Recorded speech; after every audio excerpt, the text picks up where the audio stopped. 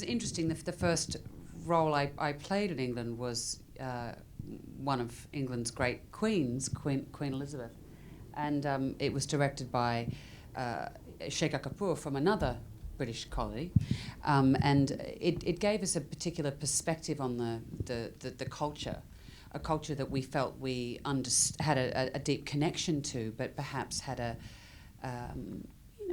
sense of irreverence for.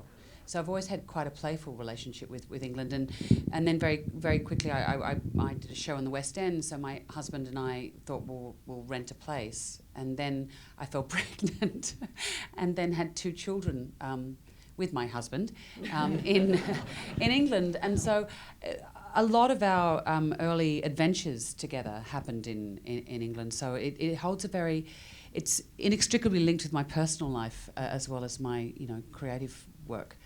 So it's 1993, you're not long out of drama school, you're cast alongside Aussie acting icon Geoffrey Rush in David Mamet's Oleanna, a breakthrough role for you in many ways. Tell me how that production helps both your career and your confidence going forward. It was seminal for me. I mean, obviously working opposite Geoffrey, who trained at Lecoq, and I'd seen everything he'd done on stage. I thought it doesn't get any better than this. And when I went to a theatre school in Australia and had zero expectations of ever working in the film industry. It's a cottage industry in Australia, which is what makes it fantastic, but it's small. And I just didn't think, I thought, at best I could have a stage career, and I was very happy with that. So to work with Geoffrey on that astonishing work, those of you who saw Oleanna, it just hit the ground at a time when the notion of political correctness was taking off. So, I mean, the fisticuffs and the explosive reaction that the audience had to the work it felt, without sounding too pretentious, it felt like what we're doing was kind of important or relevant. And I found that really addictive.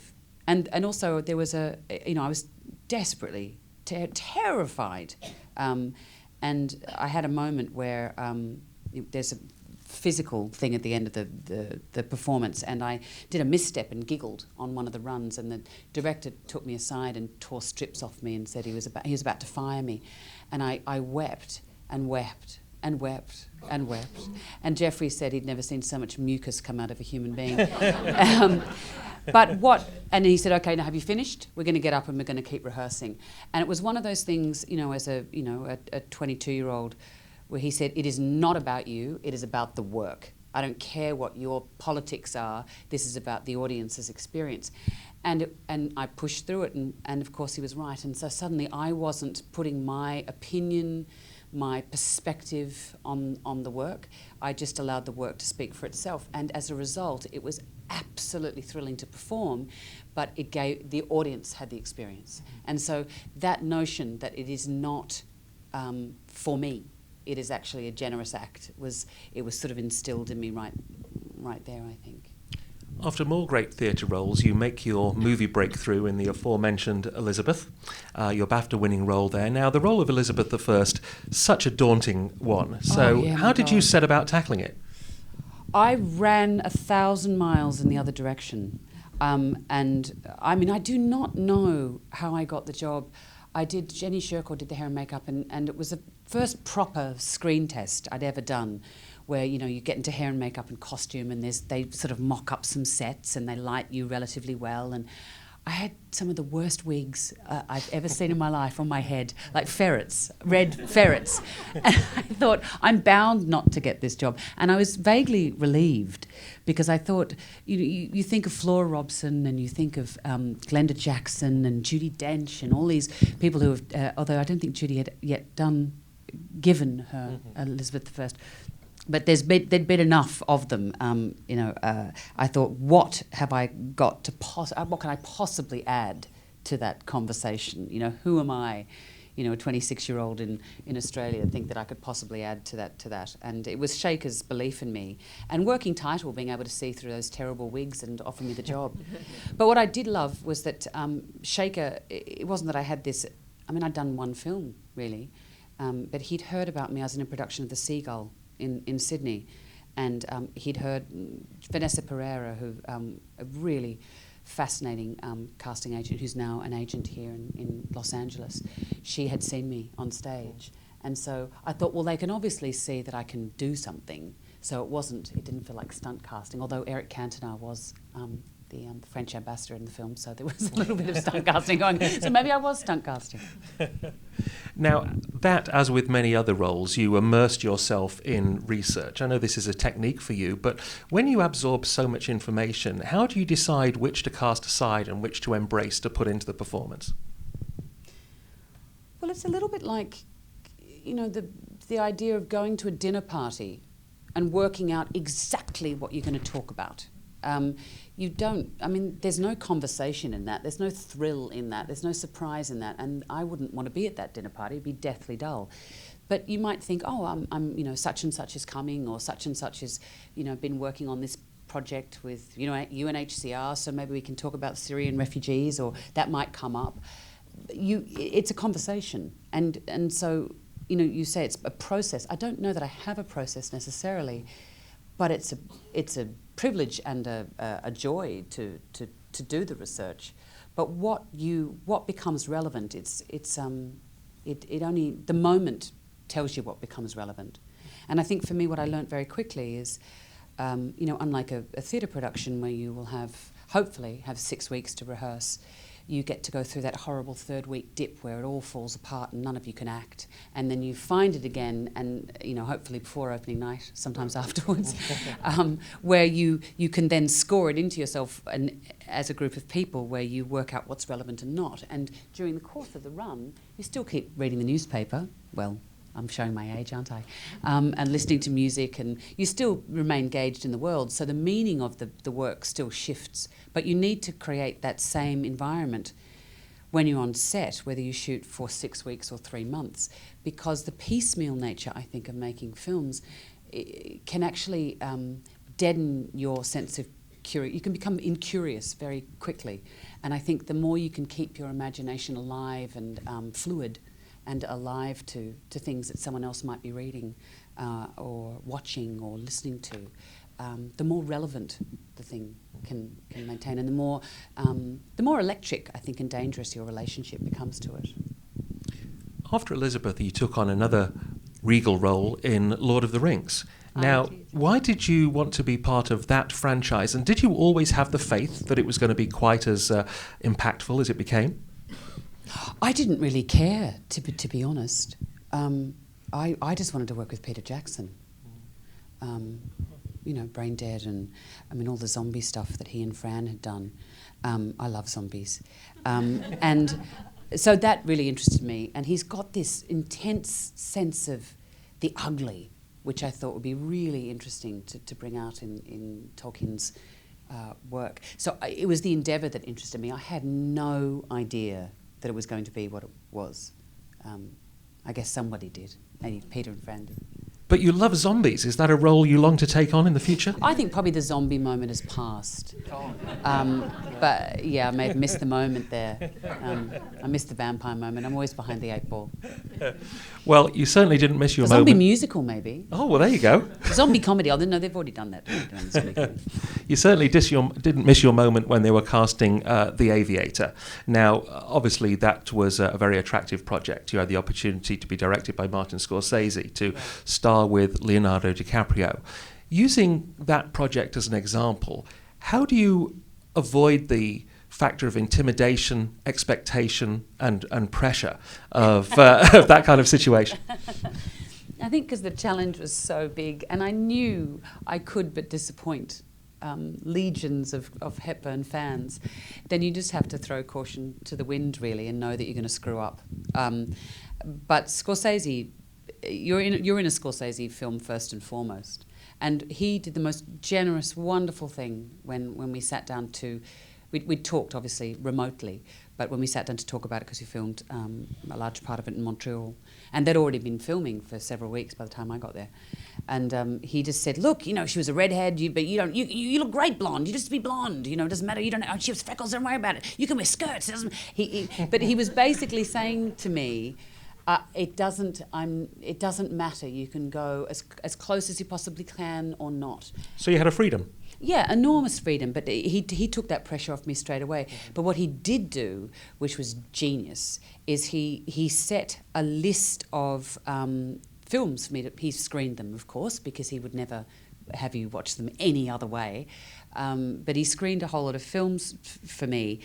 And what I realised was he was interested in a certain attack and a certain rhythm that, obviously Philadelphia Story, but bringing up Baby, and that there was a rhythm and an attack and a physicality to the Hepburn that, and also films that she wasn't in, but dialogue delivery. And if you've seen the film, the very first scene that I'm in, she just talks non-stop. And so I had a sense of the rhythmic approach to it, which you never know where a character is going to spring from. It can be from a rhythm. When Todd Haynes called and said, "I want you to play Bob Dylan," what was your first thought? I laughed. I mean, it's ridiculous, absolutely ridiculous. But I've seen all of Todd's films, right back to those of you who haven't seen a bootleg copy of Superstar. Beg, borrow, or steal it. The Karen Carpenter story told through Barbie dolls. You will weep. I mean, we laugh, but it is. I laugh. I thought that's ridiculous. It was his student film, but it's absolutely astonishing. And so I thought, well, he must have a reason. And we sat down, and he had this Bible, this visual Bible, and so he sort of had me at hello. Really, I mean, because of his body of work, and I'd long wanted to work with him, and then as we got closer to it, I was filming the second Elizabeth II film, so you could actually put anyway, I won't go there, but we're filming it, and in better wigs, yeah, and I'd lost a lot of weight to play Bob Dylan, obviously, because he was a very skinny man, and so I was getting thinner and thinner and thinner on the set every lunchtime, glued to this incredible outtakes that his manager had given us of the '68 Electric Tour. And it was the only time I've seen my husband jealous, but it was a kind of a very strange experience to be playing Elizabeth I, and then preparing for Bob Dylan. But it was, and so I thought I can't do it. And we finished shooting in England on a Saturday, and I arrived in Montreal on the Sunday and started shooting on the Monday.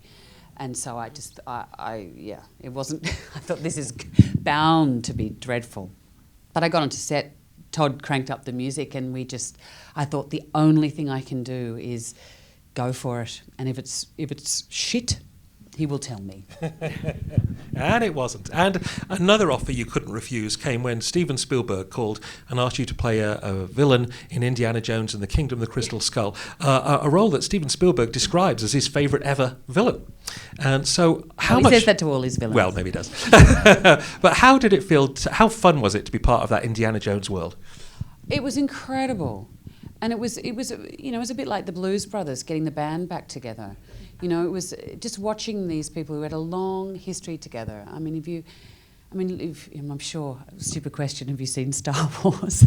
But to see Harrison Ford up there, just that sort of that accretion of cultural history, film history, just sits deeply within him. So it was a masterclass watching him on how to get it right tonally. Because he always gets it tonally right, as does Spielberg in those instances. And it was an absolute ball. I've got a photo, actually, of, this is how long ago it was, of Spielberg. He and one other person on the planet had been the first two people to get the first iPhone. And there's a photo of he and my two eldest sons sitting there looking at the first iPhone on the Indiana Jones set. So that's kind of one for the ages.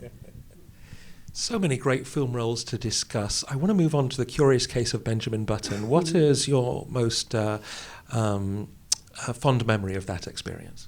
That was tough, actually. It was really tough. We were the first crew to go into New Orleans after Katrina. And so it was quite a lawless environment, and it was quite a scary place. There were 6 shootings, I think, in the first few days that we were there, and it was obviously my children were with me, and it was quite unsettling. And Fincher does, he of the 197 takes, and there was a lot of prosthetics. So often you'd start at 4 in the morning, and you think, okay, well, a regular human being would have you finishing at 6 or 7 at night, but you'd find yourself there some nights at 11, still working. You felt like, the Witch of the West, melting, but you kept shooting. But it was astonishing because he is meticulous, but also so engaged as a director, and he knew he was at the beginning of that digital process, and it was one of the strongest memories I have is getting used to.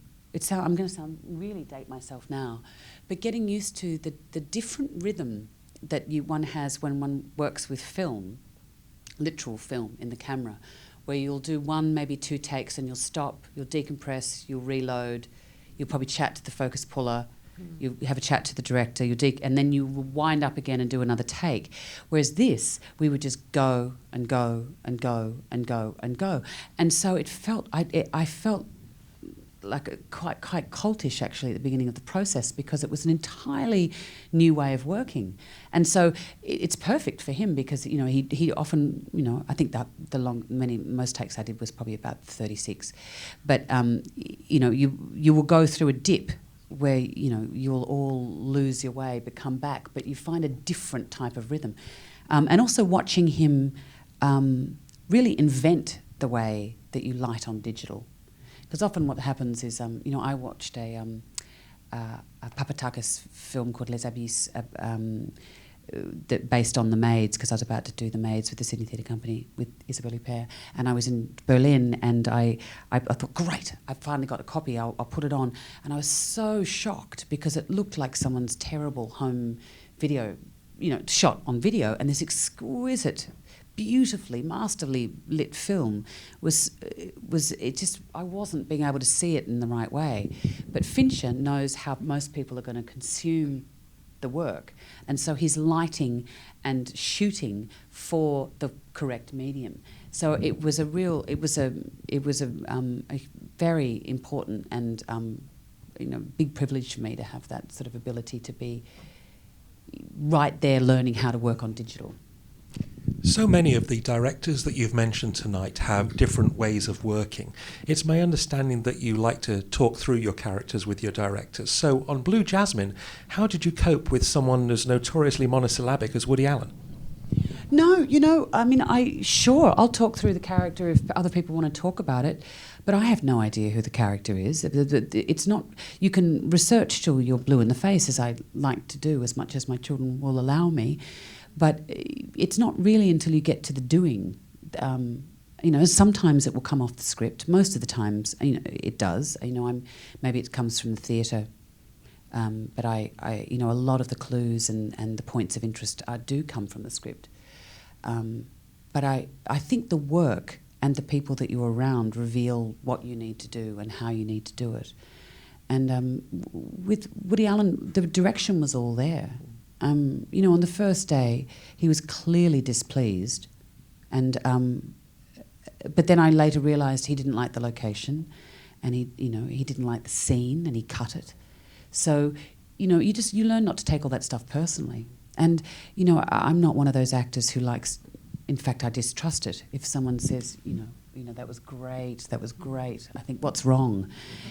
I'd rather know what's wrong so I can fix it. Yeah. There was a lot wrong with Jasmine, which made her such a fascinating character to play, such a deluded individual in so many ways. What was the key to finding that character for you? Oh, gosh, sweaty armpits. I think, I'm not being facetious, it was all about the difference with what was going on internally with the externals that she thought she was presenting. And so it's some of the most creative time, invisible creative time one has is with the costume designer on film, I have found. And working with Susie Benzinger, where everything was borrowed and stolen. I think the entire costume budget was about $3.50, and so we made a lot of calls to try and get stuff in, and we carefully plotted through what she was going to wear. So basically, a bit like Blanche Dubois, what was in her suitcase and how was she going to make that work for her? And so it was all about what she chose to put on, how she was trying to hold herself together, but also for me, what the cocktail of substances that she was on and how that would be, how a panic attack manifests itself. And at what point does someone realise they're having a panic attack?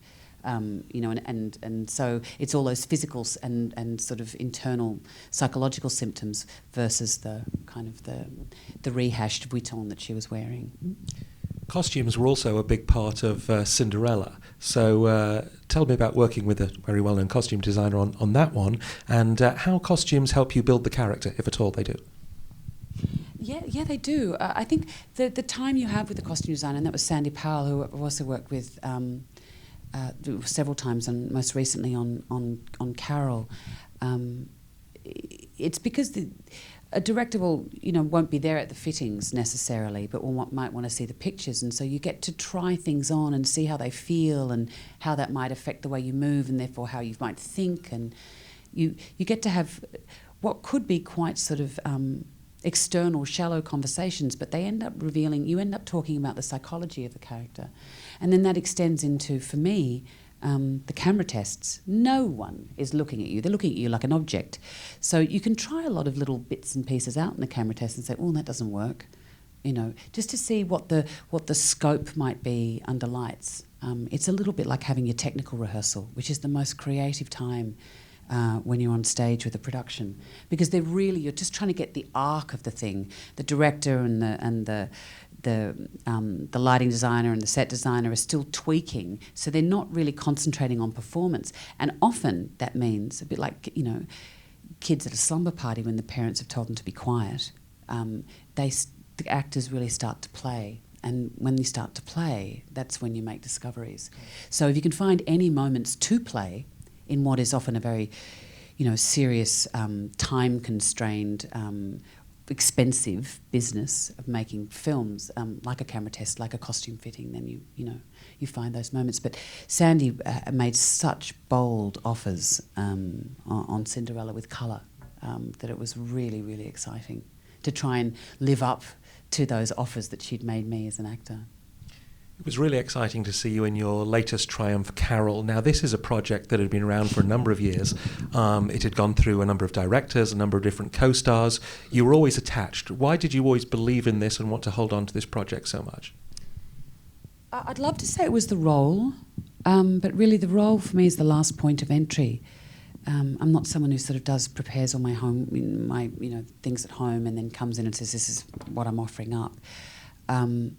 I just had I love the internal machinations of the characters who inhabit Patricia Highsmith's stories. And coincidentally, at the same year that we did Carol, Andrew, my husband, and I were producing a play called Switzerland, which was about Highsmith's fictitious meeting with her Ripley. And I discovered her writing, working with Minghella on The Talented Mr. Ripley all those years ago, and have just loved her ever since. And what I did really love about the screenplay, it's always dangerous to fall in love with the screenplay, because if a director just comes on and films the screenplay, then it won't become a film. But I did love that she'd balanced the perspectives in the film, so it felt like it had become its own entity, which often interesting books, novels never do. When there's always something missing. It's often those books or novels which have a flaw in them. The airport novels that make great films, because you feel like as a writer, as a director, you can get your hand inside them and make them your own. And I felt that Phyllis Nage had done that with the screenplay, but. And so I was attached, and I thought it was all happening, it was all off, it was all on, and our production company, Dirty Films, got involved in trying to sort of stay with it. And then Sandy Powell had shown it to Todd, and just completely out of the blue one day when I thought it was all over, Todd called and said, "Are you still interested?" And I said, "Well, if you're going to do it, let's go." And then he very quickly wanted to approach Rooney, which was perfect, just perfect. And then it became a film. Rooney said that she was terrified working with you. Now you're this acting Rightly icon. so. Well, of course. So how do you make these co-stars even more terrified or less terrified, when it comes to doing the work? I don't know. I mean, Rooney's terrifying in her own way. She's so self-possessed and contained. But she's able to access sort of such volcanic and surprising emotion on screen, and her choices, as an actress, have been so singular and interesting. I think that if she was, it didn't show. This is a film, and the issues behind it we watched through 21st century eyes, but the 50s time period was key, wasn't it?